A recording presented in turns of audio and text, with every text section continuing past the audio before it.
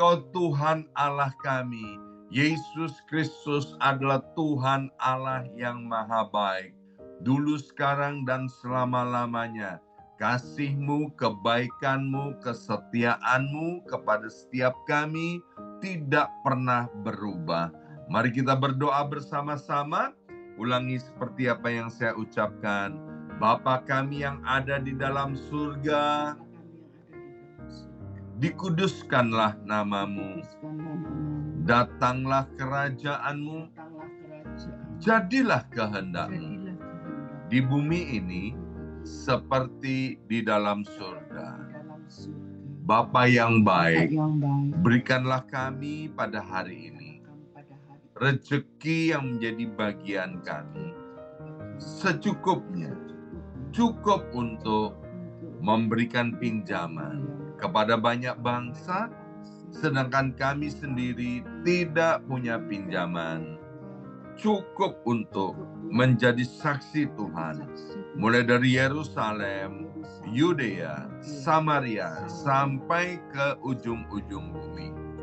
Cukup untuk menjadikan semua bangsa murid Kristus dan membaptis mereka dalam nama Yesus. Terima kasih Bapa untuk rezeki yang secukupnya.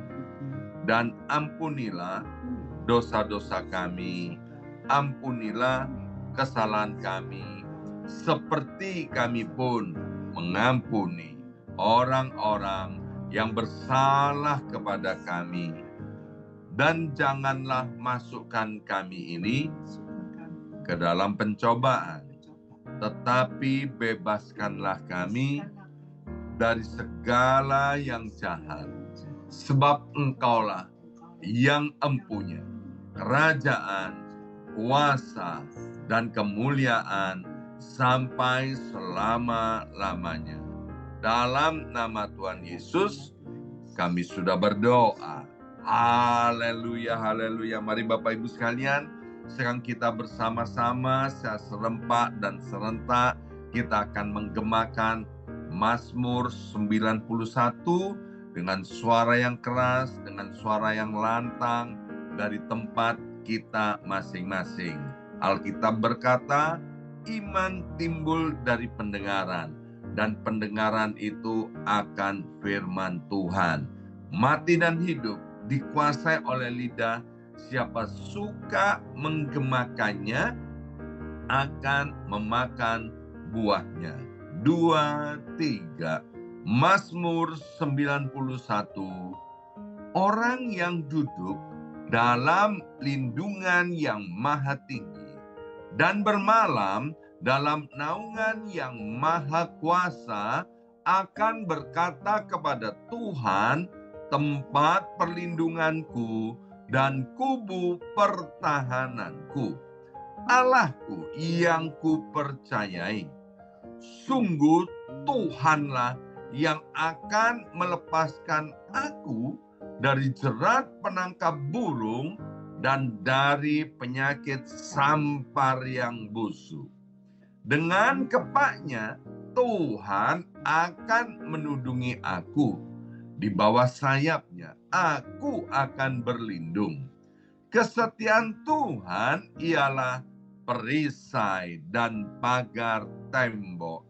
Amin, amin, amin. Terjadi di dalam nama Tuhan Yesus. Aku tak usah takut terhadap kedahsyatan malam, terhadap panah yang terbang di waktu siang, terhadap penyakit sampar yang berjalan di dalam gelap, terhadap penyakit menular yang mengamuk di waktu petang. Walau 1.000 orang rebah di sisiku dan 10.000 di sebelah kananku, tetapi itu tidak akan menimpa aku. Aku hanya menontonnya dengan mataku sendiri dan melihat pembalasan terhadap orang-orang fasik. Sebab Tuhan ialah tempat perlindunganku yang maha tinggi telah kubuat tempat perteduhanku. Amin, amin, amin. Terjadi di dalam nama Tuhan Yesus.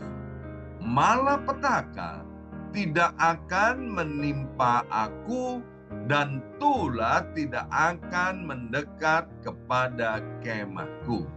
Sebab malaikat-malaikat Tuhan akan diperintahkan oleh Tuhan kepadaku untuk menjaga aku di segala jalanku.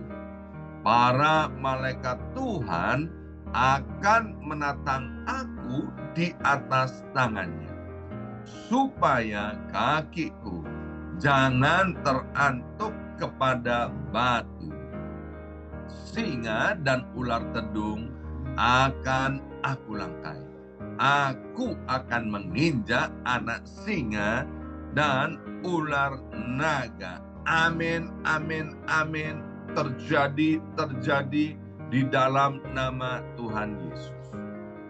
Sungguh hatiku melekat kepada Tuhan, maka Tuhan akan meluputkan aku, Tuhan akan membentengi aku, sebab aku mengenal nama Tuhan. Bila aku berseru kepada Tuhan, Tuhan akan menjawab. Tuhan akan menyertai aku dalam kesesakan. Tuhan akan meluputkan aku dan memuliakan aku. Dengan panjang umur akan Tuhan kenyangkan aku, dan akan Tuhan perlihatkan kepadaku keselamatan daripadanya. Amin, amin, amin. Terjadi di dalam nama Tuhan Yesus. Terima kasih ya Aba ya Bapa, sekarang berbicaralah kepada setiap kami melalui kebenaran firman Tuhan. Kami siap untuk mendengarkan firman Tuhan dalam nama Yesus. Yang siap mendengarkan firman Tuhan, angkat jempolnya ke depan dan katakan amin 3 kali. Amin, amin, amin. Salam kebangkitan, salam penuaian. Semangat pagi. Semuanya semangat pagi. Apa kabarnya Bapak Ibu semuanya? Ya, senang sekali hari ini Senin 5 Februari tahun 2024 boleh bersama-sama kembali dengan Bapak Ibu yang mencintai Tuhan dan dicintai Tuhan. Luar biasa. Baik Bapak Ibu sekalian, mari kita buka Alkitab kita dari kitab Yunus. Yunus pasal 2. Ayat yang pertama sampai dengan ayat yang ke-10. Ini tokoh Alkitab yang sangat terkenal, yaitu bagaimana seorang nabi Allah kemudian ditelan oleh ikan yang besar, ya. Dan mari kita lihat apa yang terjadi ketika Yunus ada di dalam perut ikan yang besar itu. Yunus pasal 2, ayat pertama sampai dengan ayat yang ke-10. 1. Berdoalah Yunus kepada Tuhan Allahnya dari dalam perut ikan itu. Ya. Nah, yang pertama dari ayat nomor 1 ini kita belajar Bapak Ibu sekalian, ya. Nanti pada akhirnya kita tahu bagaimana Tuhan itu mendengarkan dan mengabulkan doa daripada Yunus. Yang pertama, kita harus tahu bahwa Tuhan kita adalah Tuhan yang maha kuasa, Tuhan maha tahu, dan ini yang penting, Tuhan maha hadir. Ya, jadi kita mau berdoa di dalam kamar, berdoa di dalam kamar mandi, kita berdoa di dapur, kita berdoa di ruang tamu, kita berdoa di dalam mobil, kita berdoa di mall, ya. Di mana saja kita berdoa, Bapak Ibu sekalian, Tuhan itu hadir. Dan ingat, Alkitab bilang ketoklah maka pintu akan dibuka. Mintalah maka kamu akan menerima, carilah maka kamu akan mendapatkannya. Karena Tuhan itu tidak dibatasi oleh ruang, Bapak Ibu sekalian. Dan juga tidak dibatasi oleh waktu dan tidak dibatasi oleh situasi dan keadaan. Ya. Jadi kapan saja kita pergi ke dokter, Bapak Ibu sekalian, sampai di rumah dokternya atau di tempat prakteknya ada tulisannya, maaf hari ini kami tidak praktek, ya kan? Sedangkan kalau datang ke Tuhan, Tuhan nggak ada hari liburnya, Bapak Ibu sekalian ya. Jadi kapan saja, di mana saja kita datang kepada Tuhan, Tuhan itu ada ya. Kami punya kebiasaan, Bapak Ibu sekalian, yang ternyata tanpa kami sadari menginspirasi bagi tamu-tamu yang datang dan menginap di rumah kami di New York ini, Bapak Ibu sekalian. Ketika kami bepergian, ketika kami masuk mobil, dalam mobil sebelum kami berangkat, ya, kami selalu berdoa, Bapak Ibu sekalian, ya. Selalu berdoa. Nah, ternyata apa yang kami kerjakan itu diam-diam diperhatikan oleh tamu itu yang nginap beberapa malam di rumah kami ini. Dan kemudian waktu hari terakhir tamu ini akan pulang ke Indonesia, dia bilang gini, Pak, ya, ini kebiasaan-kebiasaan Bapak untuk berdoa di dalam mobil ini sangat menginspirasi kami ya. Nanti begitu kami sampai di Indonesia, kami akan praktekkan apa yang Bapak kerjakan ya. Beberapa teman berkata begini ya, banyak doa, banyak berkat. Sedikit doa, sedikit berkat. Tidak berdoa, tidak ada berkat. Itu yang pertama. Yang kedua, katanya ya, masih di Yunus pasal 2, sekarang ayat yang kedua. Dalam kesusahanku, aku berseru kepada Tuhan dan Ia menjawab aku. Wow. Dari tengah-tengah dunia orang mati, aku berteriak dan kau dengarkan suaraku. Ini luar biasa, ya. Yunus dalam keadaan susah, dia berseru kepada Tuhan. Saya ketemu dengan beberapa orang, waktu dalam keadaan susah, malah jauh dari Tuhan. Ya, dia pahit sama Tuhan dan bilang gini, nggak Tuhan-Tuhanan ya. Tapi Yunus itu luar biasa. Dia mengerti waktu dalam kesusahan kemana dia harus datang, kemana dia harus minta pertolongan. Dalam kitab Yeremia dikatakan diberkatilah kalau engkau mengandalkan Tuhan. Nah, Bapak Ibu sekalian ya, selain di dalam kesusahan, biarlah waktu kita tenang-tenang, waktu kita diberkati, kita juga harus mengandalkan Tuhan. Kembali kepada Yunus, waktu dalam kesusahan dia berseru kepada Tuhan. Dan dikatakan dengan jelas di sini, Tuhan menjawab apa yang didoakan oleh Yunus, Bapak Ibu sekalian. Bahkan dikatakan dia, waktu dia ada di dalam perut ikan, dia doanya bukan doa apa ya, bisik-bisik atau dengan suara yang pelan. Di sini dikatakan dengan berteriak aku berdoa ya. Kami suami istri ya, kami punya kebiasaan untuk berdoa itu kadang-kadang kami duduk ya, kadang-kadang kami berlutut ya, kadang-kadang dengan suara yang lirih, kadang-kadang juga perlu dengan suara yang keras ya. Jadi Tuhan itu nggak ada masalah kita mau berdoa gimana ya. Bahkan ketika kami punya pergumulan yang cukup berat ya, kami berdoa itu kan tengah malam ya. Waktu kami berdoa tengah malam itu Bapak Ibu sekalian itu kan ngantuknya luar biasa ya, apalagi kalau bangunnya itu jam setengah satu pagi, dini hari, ya kan? Wah, itu ngantuknya luar biasa. Maka kami doanya caranya gimana? Sambil berjalan Bapak Ibu sekalian ya, jalan di dalam kamar mondar mandir. Itu agar supaya nggak ngantuk Bapak Ibu sekalian ya. Tetapi yang luar biasa yang mau saya sampaikan, waktu kita susah, jangan cari pertolongan kepada manusia, tapi carilah pertolongan kepada Tuhan. Waktu susah kalau kita cari pertolongan kepada manusia, Bapak Ibu meskipun itu teman baik, sebel loh, ya kan? Mereka itu sebel, ya kan? Teman itu kan gini, ada uang abang sayang, tak ada uang abang ditendang.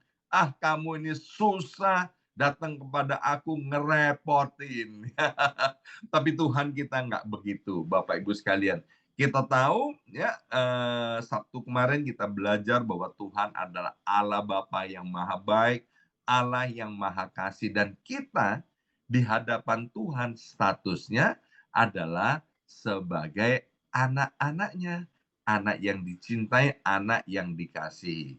Coba Bapak Ibu sekalian ingat-ingat waktu kita punya anak ya kan, kalau anak kita itu susah kemudian datang kepada kita orang tuanya, apa kita nggak ikutan susah? Ya kan?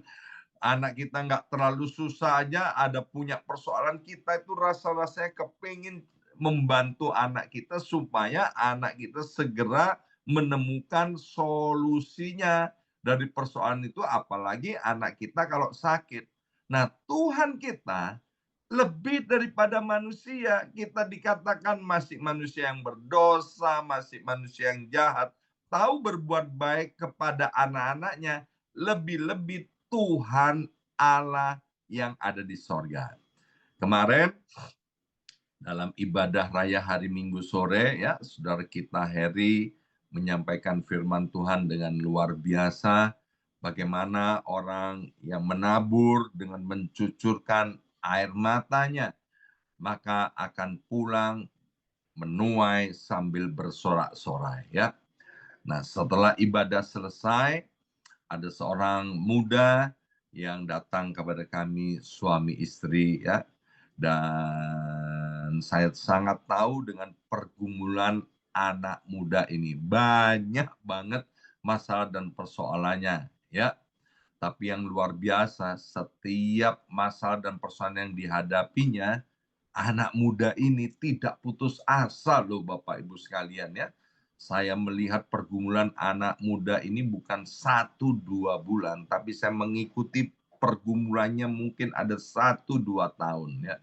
Dan kami selalu mendukung doa dan kemudian kami bilang biarlah terus berteriak minta tolong kepada Tuhan. Alkitab bilang berdoa dengan tidak jemu-jemu. Mengapa Tuhan mau kita berdoa dengan tidak jemu-jemu?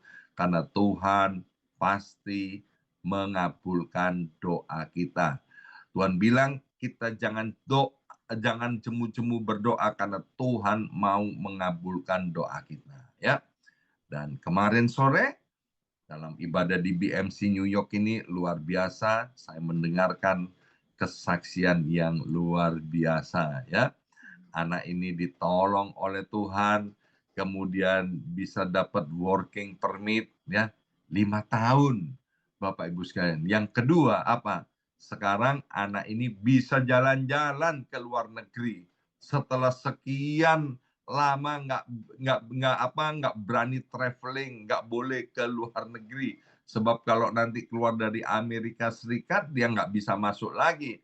Tapi sekarang masa kelegaan itu datang kepada anak muda ini. Nah, saya mau kasih tahu kepada Bapak Ibu sekalian, kalau anak muda ini ditolong oleh Tuhan, keluarga Yosua Yongki Wiranegara ditolong oleh Tuhan ya. Kita sudah mendengar kemarin disampaikan oleh saudara kita Herian Lukman bagaimana mengalami pertolongan Tuhan. Saya percaya setiap kita yang datang kepada Tuhan, pasti Tuhan tolong ya. Yang ketiga, kita lihat dari Yunus pasal 2 ayat yang ketiga. telah kau lemparkan aku ke tempat yang dalam, ke pusat lautan, lalu aku terangkum oleh arus air. Segala gelora dan gelombangmu melingkupi aku. Ya, di sini dengan jelas dikatakan Yunus itu sadar bahwa mengapa dia sampai ada di dalam perut ikan, itu karena Yunus tanda petik nakal, ya kan? Apa nakalnya? Tuhan bilang sama Yunus, "Hey Yunus, pergi ke Niniwe." Ya, dia bilang, "Enggak, aku mau pergi ke Tarsis." Ya, ada berapa banyak kita yang seperti itu ya. Tuhan bilang, "Ampuni." Enggak, aku enggak mau ngampuni.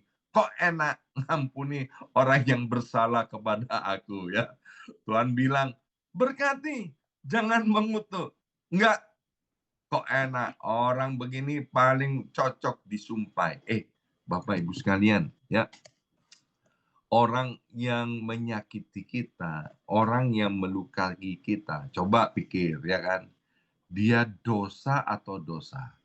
Orang yang memfitnah kita, orang yang menjelek-jelekkan kita, itu dosa atau dosa sih di hadapan Tuhan ya? Dosa, Bapak Ibu sekalian. Tapi jangan sampai orang lain itu berdosa kepada kita dan kepada Tuhan, kemudian kita ikut-ikutan berdosa. Maaf, itu bahasa Jermannya Hoflok, Bapak Ibu sekalian. Ya, sekali lagi bahasa Jermannya itu Hoflok. Ya, jadi kalau ada orang berbuat jahat kepada kita, orang berbuat salah kepada kita, itu dosa. Dan kita jangan kemudian membalas kejahatan dengan kejahatan. Artinya kita juga akan berbuat dosa. Dan dosa itu upahnya adalah maut, Bapak Ibu sekalian. Ya, kembali ke Yunus. Yunus ini kan nakal.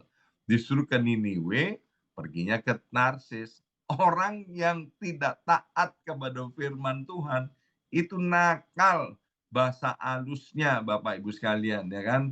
Bahasa kasarnya dosa, ya kan? Tidak taat kepada Tuhan. Nah, ini luar biasanya. Tuhan itu melemparkan Daud ke dalam lautan, ditelan oleh ikan besar. Itu bukan untuk membinasakan, maaf Yunus, bukan untuk membinasakan Yunus, tapi Tuhan sedang mendidik dan sedang mendisiplin Yunus. Ya, orang Jawa punya satu pepatah yang luar biasa, teko lorone, ora teko patine. Ya, jadi waktu kita punya anak, anak itu nakal, kita didik, kita disiplin, ya. Sesungguhnya dalam hati kita yang paling dalam, paling kecil kan ya, duh ini saya tega-tegain nih, saya disiplin anak saya. Tapi kita kan tidak menghendaki kematian daripada anak kita. Yang kita kehendaki agar anak kita kembali on the track, ada di dalam jalur yang benar. Waktu Tuhan mendisiplin Yunus ini dengan cara dimasukkan ke dalam perut ikan, ya, ini bukan Tuhan benci kepada Yunus, tapi Tuhan mau agar Yunus menyadari akan dosa pemberontakannya. Hari ini, kalau kita sedang memberontak kepada Tuhan, dan Tuhan sedang berbicara kepada kita, Tuhan sedang mendisiplin kita, mungkin rasa-rasanya kita sedang ada di dalam perut ikan yang besar. Bapak Ibu sekalian, judul daripada Yunus pasal 2 ayat 1-10 adalah doa ucapan syukur Yunus. Artinya, waktu Tuhan sedang mendisiplin kita, Bapak Ibu sekalian, please jangan sampai kita ngomel. Bahkan jangan sampai kemudian kita undur dan menjauhkan diri daripada Tuhan, ya. Waktu kita jauh daripada Tuhan, Bapak Ibu sekalian, justru itu akan membuat kita menjadi lemah dan akan berakhir kepada kebinasaan. Ayo sekarang kita baca ayat 4, 5, dan 6 dari Yunus 2 tadi. Dan aku berkata kepada Tuhan, telah terusir aku dari hadapan matamu. Mungkinkah aku memandang lagi bait-Mu yang kudus? Segala air telah mengepung aku, mengancam nyawaku. Samudra raya merangkum aku, lumut lautan membelit kepalaku. Di dasar gunung-gunung aku tenggelam ke dasar bumi. Pintunya terpalang di belakangku untuk selama-lamanya. Ketika itulah Engkau naikkan nyawaku dari dalam liang kubur, ya Tuhan Allahku. Ini berbicara, Bapak Ibu sekalian, bahwa Tuhan tidak pernah terlambat untuk menolong kita. Pertolongan Tuhan itu selalu tepat pada waktunya, dan disiplin dari Tuhan, ya, pencobaan-pencobaan yang kita alami ini, disiplin dari Tuhan ini tidak akan pernah Tuhan izinkan untuk melebihi kekuatan dan kemampuan kita. Alkitab dengan jelas berkata, waktu kita mengalami pencobaan, di saat yang sama Tuhan sedang memperhatikan kita, dan Tuhan pasti memberikan jalan keluarnya yang terbaik dan tepat pada waktunya. Ayat yang ketujuh. Ketika jiwaku letih lesu di dalam aku, teringatlah aku kepada Tuhan, dan sampailah doaku kepadamu ke dalam bait-Mu yang kudus. Sekali lagi, melalui ayat ini, Bapak Ibu sekalian, ya, dalam keadaan susah, dalam keadaan depresi, dalam keadaan kita tidak baik-baik saja, ayo Bapak Ibu sekalian, biarlah yang menjadi ingatan kita bukan saudara kita yang kaya, bukan mertua kita yang kaya raya, atau mungkin ada pejabat yang bisa menolong kita, tapi biarlah kita teringat kepada Tuhan yang maha baik itu. Ayat yang ke-8, mereka yang berpegang teguh pada berhala kesia-siaan, merekalah yang meninggalkan Dia yang mengasihi mereka dengan setia. Tetapi aku dengan ucapan syukur akan kupersembahkan korban kepadamu. Apa yang kunasarkan akan kubayar. Keselamatan adalah dari Tuhan. Lalu berfirmanlah Tuhan kepada ikan itu, dan ikan itu pun memuntahkan Yunus ke darat. Ya, Yesus dikenal dengan nama Juru Selamat. Orang yang ahli menyelamatkan itu hanya Yesus Kristus. Hari ini kita punya persoalan apa, Bapak Ibu sekalian? Persoalan keuangan, pekerjaan. Yesus sanggup untuk menyelamatkan kita dari krisis keuangan. Kita punya masalah tentang surat-surat imigrasi, tentang green card, kita kepingin dapat green card Amerika Serikat atau kewarganegaraan Amerika Serikat. Tuhan pasti tolong kita. Amin. Tuhan selamatkan kita pada waktunya seperti anak muda kemarin ini. Bapak Ibu sekalian, wow, itu luar biasa. Akhir tahun, saya sudah sampaikan tanggal 22 Desember 2023, seorang anak muda dapat granted, Bapak Ibu sekalian, bisa punya green card Amerika Serikat. Tadi malam saya mendengarkan kesaksian bagaimana ada anak muda yang lain juga mengalami mujizat. Dan saya percaya Bapak Ibu yang membutuhkan surat-surat yang legal, Tuhan pun pasti berikan kepada kita.